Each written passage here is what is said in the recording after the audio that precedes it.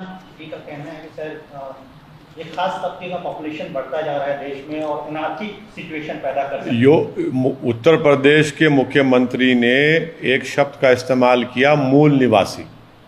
उत्तर प्रदेश के मुख्यमंत्री को सबसे पहले बहैसियत मुख्यमंत्री उनको इस तरह के अल्फाज इस्तेमाल करने की कोई इजाज़त नहीं देता, ना उनको ज़रूरत थी। क्या मतलब है मूल निवासी का? क्या उत्तर प्रदेश का मुसलमान मूल निवासी नहीं है?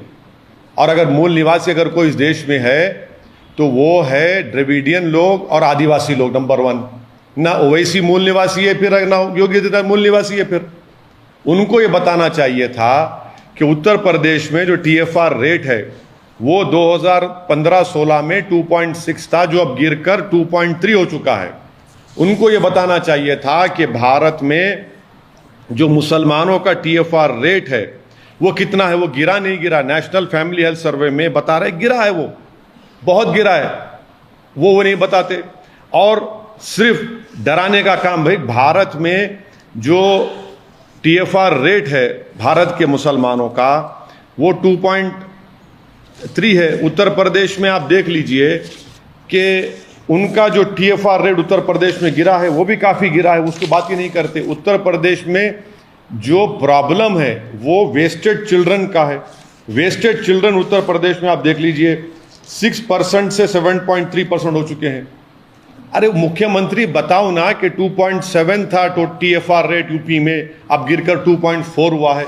और पूरे देश में मुसलमानों का TFR रेट 2.6 से 2.3 हुआ है। पूरे देश में सबसे ज़्यादा अगर कोई कॉन्ट्रासेप्टिव इस्तेमाल करता है तो मुसलमान है, वो NFHS कहता है, उस पर भी आप बात नहीं करते।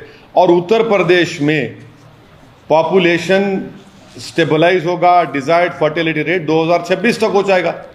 मुख्यमंत्री को बोलना चाहिए सब बातें। ये वो जानकर भी सिर्फ मुसलमानों के ताल्लुक से खौफ पैदा करना, ये इनका मंशा और मकसद है। प्रधानमंत्री जी ने नए बन रहे संसद भवन के ऊपर अशोक स्तंभ का इनॉग्रेशन किया, आप इसको कॉन्स्टिट्यूशनल नॉर्म के खिलाफ मानते हैं? बिल्कुल, इसलिए मानता हूं कि भारत के संविधान में separation of powers basic structure का हिस्सा है।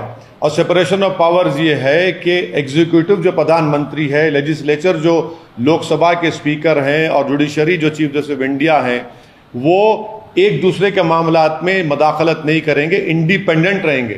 तो जब लोकसभा में प्रधानमंत्री जाते हैं तो स्पीकर बड़ा है, स्पीकर अध्यक्ष है, प्रधानमंत्री बड़े नहीं है वहां पर। जहां तक ये तो सेपरेशन ऑफ पावर्स का हिस्सा है। प्रधानमंत्री सामने बैठे हैं, लोकसभा के स्पीकर पीछे बैठे हैं। और अगर आप कॉन्स्टिट्यूशनल एक्सपर्ट्स को पूछेंगे तो वो जो अशोक चक्र है, जो उसके में 4 जानवर हैं, एक घोड़ा है, एक हाथी है, एक उसमें बुल है और एक लायन है। वो क्या बताता है कि भारत के संविधान का जो प्रियम्बल है, लिबर्टी, इक्वालिटी, फ्रेटर्निटी, जस्टिस को बताता है। प्रधानमंत्री उसको क्यों बोल रहे हैं? और ये तो उस जगह पर मिला था ना, जहां पर 50 फीट का एक पिलर है, जहां पर गौतम बुद्ध ने अपना पहला सरमन दिया था। अरे भाई, कोई बौद्ध मजहब के जिम्मेदारों को बिठा लेते कम से कम, ताकि लोग याद रखते कि गौतम बुद्ध ने उस जगह पर खड़े होकर अपना पहला सरमन दिया था। सर, बीजेपी ने अभी अपना नेशनल एग्जीक्यूटिव किया है यहाँ पे तेलंगाना हैदराबाद शहर में। 2 दिन का नेशनल एग्जीक्यूटिव का, बड़े बड़े नेता प्रधानमंत्री खुद आए। कहा ये माना यह जा रहा है कि बीजेपी मिशन साउथ पे काम कर रही है 2024 के जनरल इलेक्शन के लिए, और तेलंगाना पे उनकी खास नजर है 2023 की असेंबली के लिए। मिशन साउथ, मिशन तेलंगाना पे बीजेपी काम कर रही है। आप इस पूरे बीजेपी के ये जो एफर्ट है साउथ में अपने एक्सपेंशन को कैसे देखते हैं? नहीं, देखिए, देश में जो बेरोजगारी एक बहुत बड़ा मुद्दा बन चुका है, उसकी सरासर जिम्मेदारी प्रधानमंत्री की सरकार पर आयद होती है। पूरी विश्व में सबसे ज़्यादा नौजवान बेरोजगार हैं, कहाँ पर हैं? भारत में हैं। हर जगह पर आप देख रहे हैं कीमतें आसमानों को छू रही हैं, पेट्रोल डीजल हो, रोज़मर्रा की चीज़ें हो। तो ये एक बहुत बड़ा मुद्दा है। बीजेपी कोशिश ज़रूर कर सकती है, मगर मुझे यकीन है कि बीजेपी तेलंगाना में जो नफ़रत के पैगाम को आम कर रही है, वो तेलंगाना की आवाम उसको मुस्तरद करेगी, रिजेक्ट करेगी।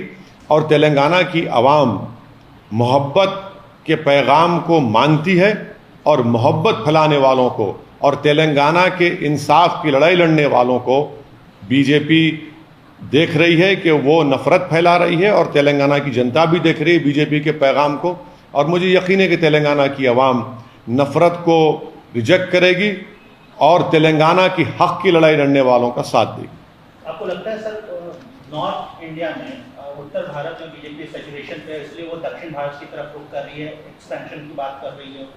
देखिए, कोई भी पॉलिटिकल पार्टी कहीं पर भी जाकर काम कर सकती है, मगर तेलंगाना की खासियत यह है कि ये स्टेट बना इसलिए बना क्योंकि अपने सेल्फ प्राइड के लिए और तेलंगाना की आइडेंटिटी के लिए, और ये बात बीजेपी नहीं समझ रही है, ना बीजेपी को हजम हो रही है बात।